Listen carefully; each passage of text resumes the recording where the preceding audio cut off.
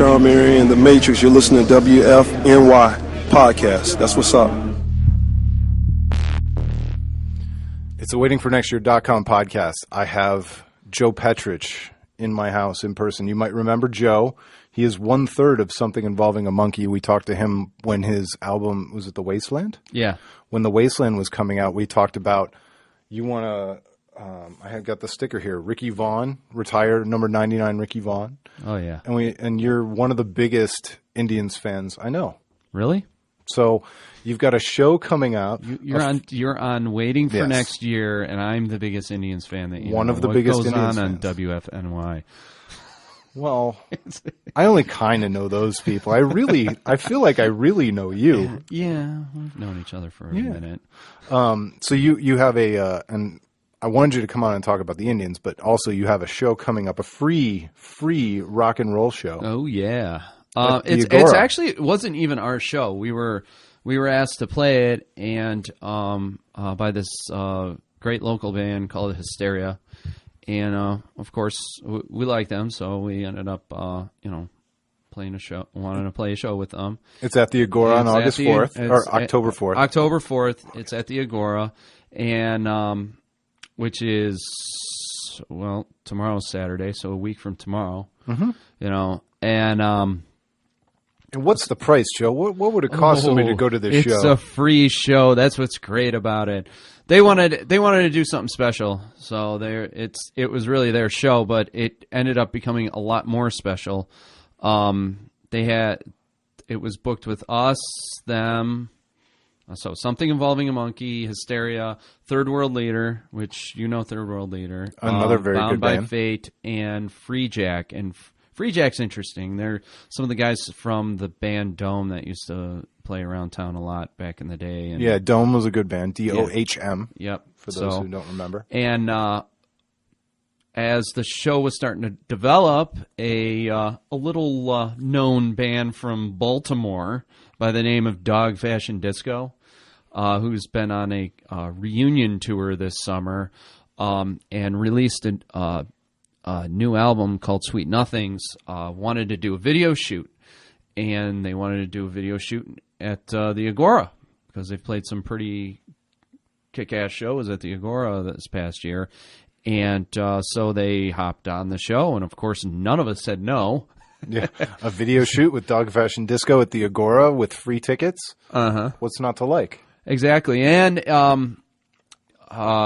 if you can't get free tickets from any of the bands because you don't know them but would like to go, I will give you a link for the flyer. For the flyer that you can print out. That you can print that out, and that will get you in for free. And we'll talk about this again in the middle and at the end of the podcast. Okay. But we're going to talk about the Tribe for a little bit, because it's very strange. I feel like the more I've gotten into sports and sports writing, the more in contact with true crazy diehard Indians people I've become, and I feel less entitled to have the strong opinions I used to have about the Indians. Everybody at Waiting for Next Year kind of goes down a lane, and I've always been kind of a Browns first guy. So I've yielded to the Indians guys, and so I've recently asked the question, what do we expect from this team? Was it good enough this year? Are they going anywhere with Chris Antonetti? And it brings me back to the I wanted them to fire Eric Wedge after he won Manager of the Year. I just kind of knew that I didn't like Eric Wedge, and I thought his ceiling was too low. I agree with you. Wedge was not. I'm sorry, he wasn't a good manager. Even after his big year. Yeah. No, he was. No, his big. I have, and I have evidence of it that. I was at a game that year. He didn't know how to handle his pitchers. He really didn't. He had this weird thing about, they had to have, he wanted to instill confidence in them. They're grown men. And I thought he was really good for the Tribe in their first 2 years where they were just listless and had no fundamentals, but he outlasted his welcome very quickly. No, he was. I never really thought he was that good of a manager. I saw him manage himself out of a game. It was against Atlanta, and it was a 1-0 game or a 2-1 game or something like that with CC Sabathia, and he had Sabathia out there in the 9th inning, which was fine. Let's see if the guy can complete the game, right, with nobody in the bullpen. By the time he got Sabathia got in trouble immediately, and by the time he was able to get somebody ready in the bullpen, the game went into extra innings. They lost.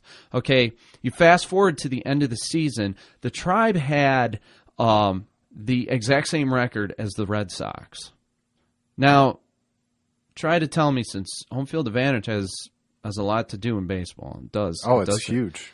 Do you think maybe that series with Boston might have been a little bit different if we had home field advantage, if we had the 4 games instead of the 3? Yeah, absolutely. Well, thank you, Eric Wedge. You just effed us out of 2007. Kind of.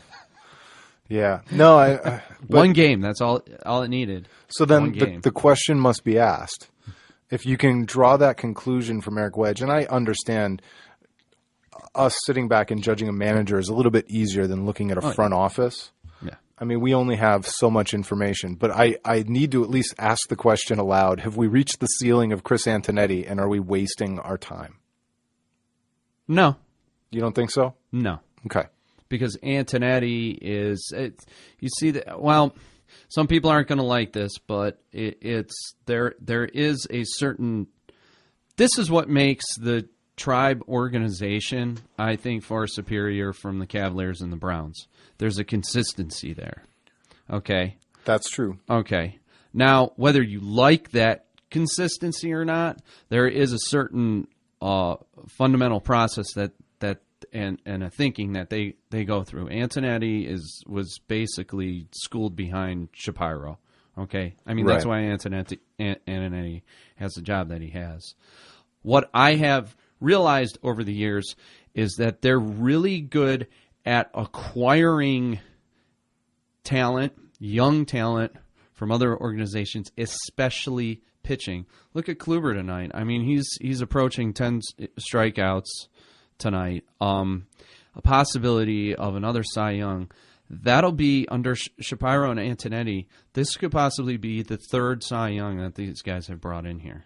Right. Okay. So before you finish, I got to give you the anecdote.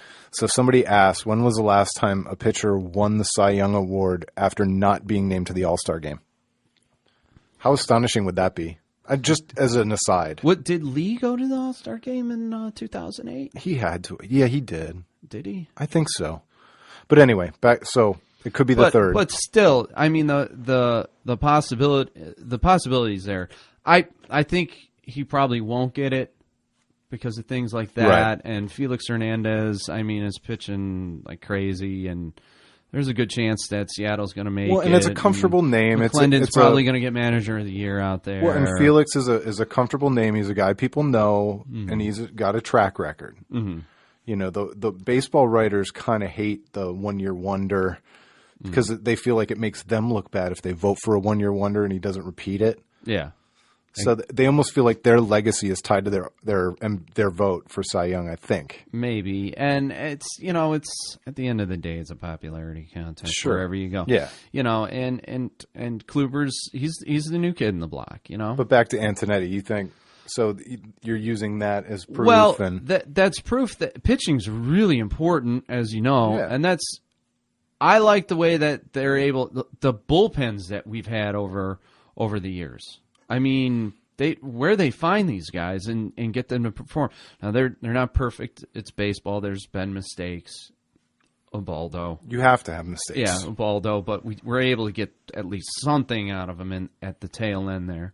Well, and everybody does point that White and Pomerantz didn't do anything either. So and but those were their draft picks. So it's Well, see, and that's another how far thing do you go down the rabbit hole? They're not good at is drafting. Well, they haven't been. Is there any sign that they're going to be better or that they've been better recently? Time will tell. Drafting in baseball is hard. It is really hard. It is. And because of the layers of development that have to reach up to that. Look at that guy, certainly Chris Archer. There's another. And certainly, picture. I'm not dumb. We enough. had Chris Archer. Did you know that? No, I didn't know that. Yes, we had Chris Archer. But I was going to say, and I'm certainly not dumb enough to be against stability. I know that the lack of stability in the Browns is ludicrous. Yeah. And even to some extent, in the last couple of years, despite how it's worked out for the Cavaliers, that's magical. But the lack of stability of bringing Mike Brown back and then firing him after one, I mean, it's comical.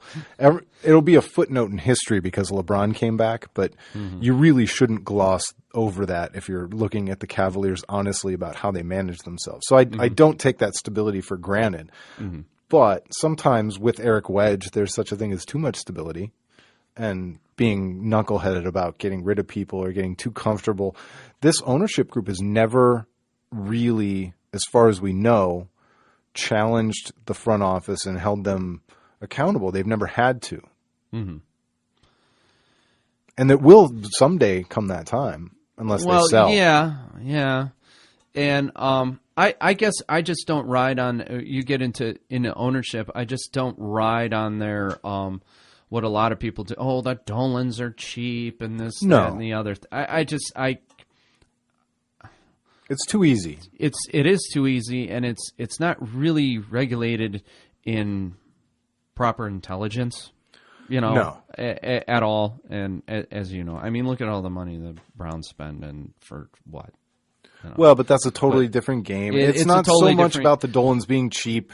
It's the market of baseball, which doesn't really financially give you an even playing field. Although baseball will argue this year that both the Yankees and the Red Sox will not be performing in the postseason, which I think is awesome, but also way overdue. When was the last time you remember either one of those teams not appearing in the postseason? Well, and Boston won the World Series last year, so yeah. I mean, but still.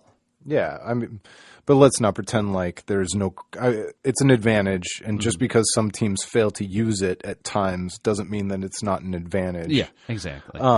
Any more than being poor should be an excuse for never making the playoffs or underperforming constantly, and that's where I asked the question about Antonetti. I'm not screaming Antonetti must be fired and he must be fired yesterday because this team. I don't do that, but I do have to wonder aloud. If maybe, yes, I know there are constraints. Yes, I know the job is more difficult than what Brian Cashman has to deal with. But at a certain point, you have to set a standard and hold somebody accountable to that standard. Do you think the Indians achieved well enough this? I mean, I know they obviously didn't achieve, but do you think they set themselves up? Do you think their process was good enough to attack this year after the year they had the year prior?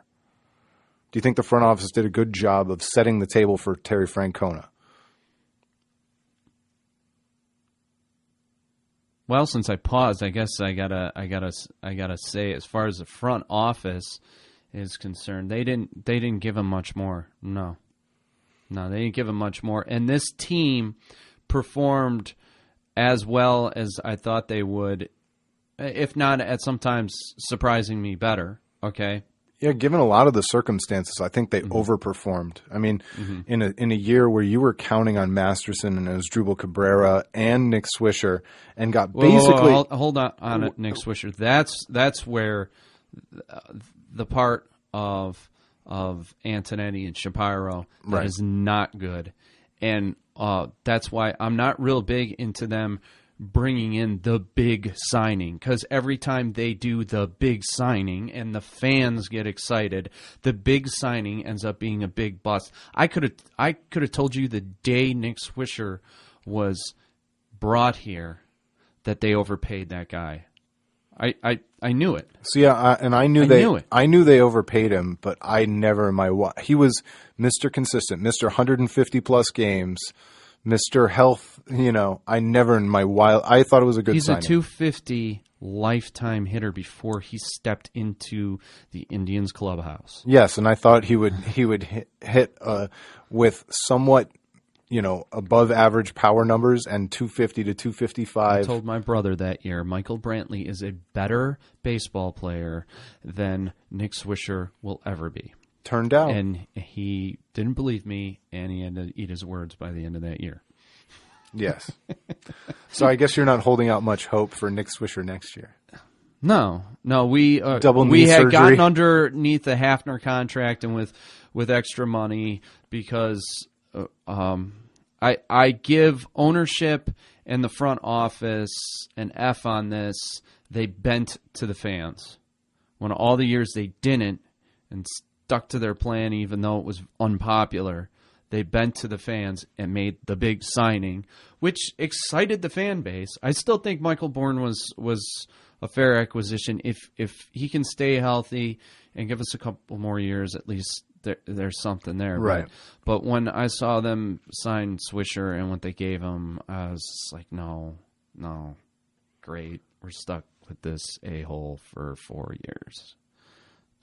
And 2 more. And he's not even like a quiet, like Keith Hernandez type of I'll screw the organization over. He's an obnoxious Brohio. Just You're not a fan of Brohio? No, dude. You moved out to the West Coast.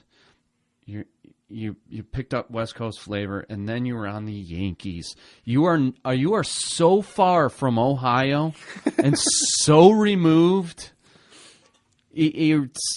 Don't even pretend you're us, dude. You left us a long time ago, and you never came back. And that's okay, but don't pretend. Exactly. I got you. That's what makes Nick Swisher a douchebag. I couldn't get on board with Brohio either, and I kind of came around because he I thought he was just a fake. And then I started to realize, no, I think he's pretty genuine. I don't have to like him, but he's genuine. You're a fake all your life, then you don't know how to not be a fake, okay? All right, so we won't talk anymore about Brohio. We know where you stand on that. All right, so let's. I do want to talk about the Yankees because that's another thing I've been ranting about. Mm-hmm. The Derek Jeter retirement tour drives me bonkers. I'm trying my best not to swear. Last year with Mariano Rivera. I guess when you're having a loser season like the Yankees are having in their perception, this is what you got to do. I don't know. Here's my problem with it. All right, they basically took the worst part about baseball, the most unfair thing about baseball, the disparity in ability to compete financially, which is a big portion of why Derek Jeter is who he is. The Yankees paid him an average of $20 million for 7 straight years. Oh, yeah. The Indians, maybe they've not had a player the caliber of Derek Jeter in their organization, but they never got rid of Manny Ramirez because he couldn't play baseball. He didn't leave Cleveland because the Indians didn't want him for baseball reasons. He left Cleveland because he got more money somewhere else. Mm-hmm. And that's a reality that the Yankees never, ever have to face. In fact, they go out and they try and buy all-time records like they tried to do with Alex Rodriguez. Yes, It blew up in their face. Yeah. But anyway, Derek Jeter is a fine ball player. He's a Hall of Famer. Mm-hmm. He's a good guy. In this day and age, and the way the Yankees have been run for the last 12 to 15 or 15 years, excuse me. It's what's cool about him. I'll give credit is like he was a Yankee all the way through. He came up through their organization, the minor league system, and all that stuff. So he wasn't bought. No. And he went through the whole steroid era, completely unscathed. Put up very solid numbers. But it's a story unique to the Yankees. The Indians couldn't have that story with any of their players, even if they wanted to. Exactly. Everyone always leaves here. Jim Thome was unscathed through the steroid era. The Indians just couldn't keep him for his entire career. Mm-hmm. And they couldn't afford, even if they could have afforded to keep Jim Jam in the in the Indians uniform, they wouldn't have been able to surround him with all the same people. I mean, Derek Jeter's a great ball player, but don't tell me he didn't benefit from playing on great teams with great teammates all the way throughout. I mean, it's all a part of the thing. You get protection in the lineup. Look at Nick Swisher. His best year was as a Yankee. Imagine that. So anyway, but you're apparently not as hot and bothered by the Derek Jeter retirement tour as I am. Dude, he's And it's not Derek Jeter; it's the Yankees. I hate the Yankees too, and the Yankees are the epitome to me of what's wrong with baseball. What's wrong with with Major League Baseball, right? People can say, "Oh, the game's slow," or "It's not my thing," or whatever. But when the same freaking people go to the postseason all the time, and baseball won't do anything about it because, well, the market in New York is huge, and it brings in so much money. They can't separate it. They can't even the playing field out. And they won't, because these smaller markets are, you're just, it's like, God, I hate to say this, like the WWF, you got your star wrestlers, and then there's these scrums so you're saying that they have to beat. The Indians are the Brooklyn Brawler. Something like that, No, and that's always been my contention. Constant David and Goliath thing going on. And I know you're NFL free, but there's no doubting the profit sharing structure that the NFL has, and it's and one that's of the few things that they got going right over there. I know. Well, and do you know that the NFL's tax exempt? Well, their corporate headquarters is. The individual teams all pay tax, but yes, I did know that. Yeah, and that's a farce too. What do you mean it's a farce? That it's tax free. Even their corporate office should not be tax free. They should have no tax-free portion of their profits whatsoever. They've given the NFL a free marketing and pay Roger Goodell tax shelter in New York City for no apparent reason. Yeah, exactly. So when I say it's a farce, that means I'm saying it because I agree with you. I gotcha. I thought you were saying it was a farce. No. It's true. It's farcical. So right, anyways, has that caused you to ignore all the NFL scandal? Has that been a relief to you? I just I knew about the tax exempt a few years ago. Right. I meant everything else going on in the NFL. Oh no, dude, that's the best part of the NFL right now for me, as far as I'm concerned. That's freaking hilarious, dude. I hope these freaking guys just keep beating the crap out of things and causing all kinds of problems. I love it. It's way more entertaining than the actual game on the field for me. So. Well, and the game on the field has turned into watch for flags and hold your breath. It's really kind of... It's disgusting. Yeah. All right. So let's talk about something you do enjoy. Well, first of all, let's hit up the show again. Your band is called Something Involving a Monkey. Mm-hmm. The headliner on October 4th at the Agora is Dog Fashion Disco, who are shooting a video. Mm-hmm. And our other friends, Third World Leader, are playing among other bands. As well as other friends of mine, Hysteria. Right. But they're not friends of mine. So I don't... No, they're not. But and there's a flyer that we're Jack and Bound by Fate. And there's a flyer that we're going to link up so that you can print it out and go to the show for free on October 4th. Mm-hmm. All right. Last but not least, because we're at, 20-some minutes. We're going to do a few more minutes. Okay. You've replaced your NFL passion with Columbus Blue Jackets passion. Yes. So hockey. They're in the preseason right now, right? Mm-hmm. Yeah. Are you? All right.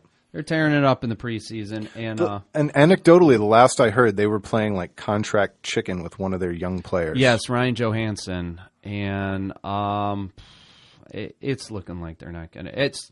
I didn't check the news today, so I didn't see any latest developments. But I mean, a few days ago, pretty much their front office kind of just said that's enough's enough and whatnot. So the stalemate is on, and it looks like Ryan Johansson lowered his asking price by $2.6 million.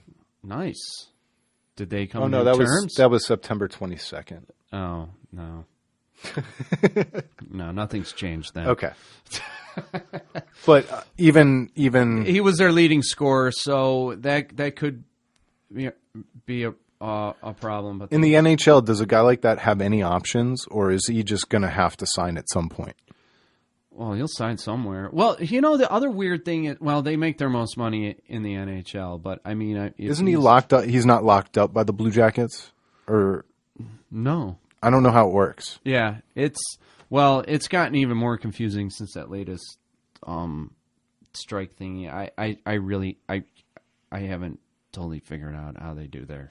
Well, I know you're a relative newcomer to the Blue Jackets. To the contract end of it. Yeah, I mean, I've watched hockey for years. Sure, I've watched it a lot, and I got into the Blue Jackets, a lot of it out of convenience, just because I was able to get all the games, and it started. They've keep getting more and more interesting, and I just keep sucked in more and more to them. When they had a huge year last year. Oh yeah, that was awesome, and it was a lot of fun to watch. And I've gone to Nationwide probably at least a game every year for the last 10 years. And this year you're going to the Blue Jackets season opener. Season opener. Me and a buddy of mine are heading up to Buffalo on October 9th. I can't wait, and I'm looking forward to for this season. Are you nervous about wearing Blue Jackets colors in Buffalo's and Sabres arena? Nah, I don't care. No? Really you really don't run into trouble unless you're just a total jerk-off. Exactly. You're not going to go pick any fights. So. I've gone to plenty of opposing stadiums and opposing where I went to a Browns game down in Cincinnati. That was interesting. I went to. I've gone to, as you know, I've gone to multiple Indians games all over the country. So, and I've got a lot more planned. I was looking at what was the furthest you traveled this year? Did you make a long trip this year? Yeah, actually, I only did one away game, and that was at LA Dodgers Stadium, and it was Corey Kluber, and it was a 1-0 game. The Tribes. What was Dodger Stadium like? Oh, it's nostalgic. It was built in I think 1959. Okay. And it's really nostalgic in its like main decor, but you get in the main concourses and whatnot. It's all been updated, so they kind of kept this like modern day / late 50s, early 60s look kind of blend to it. And it's weird because it's outside the city and it's like built into the side of a hill. Really? Yeah, and there's I had no idea. Yeah, there's only like 2 ways to get up to the stadium. it's was it the typical late arriving crowd and all that stuff that we've heard about for years? Yeah. I always want to ask about those stereotypes because they packed that place, dude. Yeah. I mean, I got to see Yasiel Puig, and which was really cool, and I was hoping to see Chris Perez. I was really hoping to see Chris Perez, but no Chris Perez sighting that night. But it was really cool. Plus California, it's just picturesque in and of itself. I've never really been a huge fan of LA itself, but we went. Chinatown's just at the bottom of the hill there, and we ate at Chinatown. Went up the hill, and there's if you walk out of. It's weird because, like, I wanted to come in through their main entrance, and their main entrance actually comes in up at the upper deck. Since it's built into the hill. Built on a hill and whatnot, and up there they have all these numbers, all the retired players, like Jackie Robinson and a lot of the other Dodger greats. And did Jackie Robinson ever play in L.A.? They took a lot. No, of I know. Brooklyn, I was asking. Stuff. Okay. But that is a really good question, and I'm curious to look that up now. All right, but Dodger Stadium was... Yeah, and it's you can see L.A., the whole, like, skyline from behind home plate, like when you're standing up there and see all of L.A. So what's next on the list of places to visit? I'm thinking of the Indians start their season in Houston next year, and I'm thinking of doing that. And they play Wrigley Field. I got to do that. I have to do that. Yeah. I haven't done Wrigley Field yet. So. I've never been inside Wrigley Field, but I've been in the neighborhood and around the party of Wrigley Field. I love Chicago, but I mean, I can't pass that up. So no. They're doing 2 away and 2 at home with the Cubs in June. So I'm gonna try to make Wrigley Field. Oh, and Wrigley in June. It's not like they're not. It's not even like April 19th in June. Why do you think I'm going to Houston in April? Yeah, exactly. So, but I would like to add in closing for the Indians. I pretty much pegged them to be a 500 club this year. I really did, and I was surprised. I thought the offense would be better than it was. Me too. And the pitching worse than what it was. Exactly. And so they kind of surprised me in both. You know what's both really directions. funny? I thought they were going to be a 2-pitcher team. I thought it was going to be Masterson and Salazar. And how little do I know? I was expecting to get something from oh shoot, now I'm going to forget his name because we're live. The guy Bauer, the guy who's coming back from Tommy John, Carrasco, Tomlin. He was like one of my sleeper pick type. Yeah. He never woke up. He's still sleeping. But I got to Just say goes this, to show what I know. There's look at a couple things here. I picked Greg. him to win 87 games, by the way. That was my choice. Yeah. I went straight 81 and 81. Yeah. So, but they had look at these positives. Jan Gomes really coming into his own. You know, he a lot of people didn't talk about him, but that guy put up very solid numbers this year. Michael Brantley didn't shrink from his new contract. No, Michael Brantley. How many times have we seen guys shrink from getting that deal too? Mm-hmm. I always felt that was Asdrubal Cabrera's problem. Maybe. I think Cabrera's done. I think his best years were in Cleveland, and I don't think you're going to see much more of Cabrera in the major leagues. And here's some other bright spots. Trevor Bauer. Yep. Besides the obvious of Corey Kluber, the emergence of that surprised me.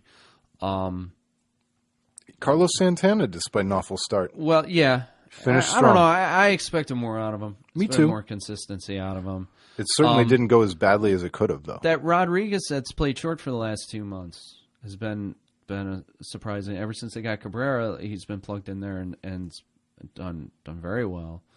And Lonnie Chisenhall. Oh yeah, it was nice seeing Lonnie freaking finally come out of it. I don't know that I'm counting on him to do it again next year, but I'm with you. It was fun to watch him this year. Exactly. So, well, I hope if we can get a consistent 275 out of that guy at third base, that's great. That's great. Yeah, people haven't really adjusted their own barometer for these hitters since we've exited the steroid era. I mean, the power numbers look cartoonishly low now, and we just haven't quite gotten there. Exactly. But I assume your expectations are higher for next year. My expectations, and maybe this is go back to your thing about the front office, is them to make some smart choices.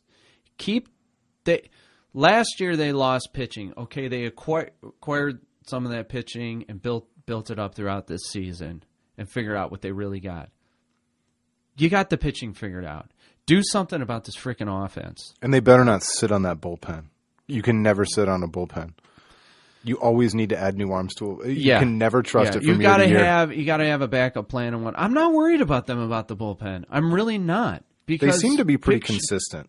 Think of over the last 10 years, the last time they've had a bad bullpen. Since Raffy left and Raffy right, they've mostly been pretty good with Perez and Betancourt. Yep. That's as far back as my bullpen memory goes, and I've been pretty satisfied with bullpens. I can remember maybe 2004, 2005, maybe there was a year where every guy that was coming out of there was like, oh, no, not him. But well, and they, you know what? They survived the John Axford closing experience. Oh yeah, exactly. And really, actually, I think it was Jim Ingraham did a write up because I read him a lot about Tito.